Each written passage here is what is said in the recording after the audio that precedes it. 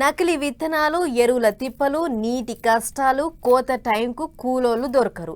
ఇవన్నీ సాలవన్నట్టు మూలిగే నక్క మీద తాటిపడు పడ్డట్టు యాళ్ళగాని యాళ్ళల వానలు. భూమిలో ఇత్తనం వేసిన కాడ్నుంచి చాలు చేస్తే పంట చేతికొచ్చేదాకా రైతన్నకు అన్ని ఆపతులే. ఆఖరికి ఎట్లనో తిప్పలబడి బంగారం అసొంటి పంటను అమ్ముకుందామని పోతే అక్కడ కూడా గోసనే. ఇక చూడుర్రి, కడుపు మండి కష్టపడి పండించిన పంటనే కాలబెడుతుర్రు కొంతమంది.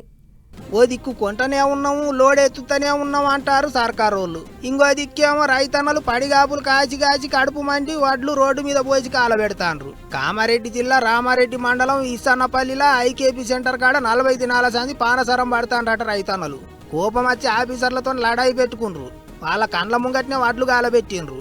గిట్లనే భద్రాద్రి కొత్తగూడెం జిల్లా దామరచెర్ల కాడ వడ్లు కొనుర్రి సార్లు అంటే వారాల కమానం నానమ్మ నస్కమ్మ చేస్తారట ఆఫీసర్లు.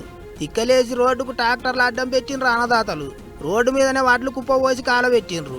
ఉమ్మడి మెదక్ జిల్లాల రైతన్నల గోస చిన్నగా లేదు. ఇత్తనం వేసిన కాడ నుంచి పంట అమ్ముకునేదాకా ఏంది మాకి గోస అని కండ్ల నీళ్లు పెట్టుకుంటాండ్రు అన్నదాతలు. అటు ఆదిలాబాద్ జిల్లాలో జొన్న రైతుల తిప్పల చిన్నగా లేదు. కూలీలు లారీల కొరత చేయబట్టి రాసుల కొద్ది జొన్నలు మార్కెట్లలోనే మూలుగుతున్నాయి. ఎండకు వానకు ఆగమవుతున్నాయి. ఎర్రటి ఎండలకు రైతులు కూడా పరేషాన్ అవుతుండ్రు.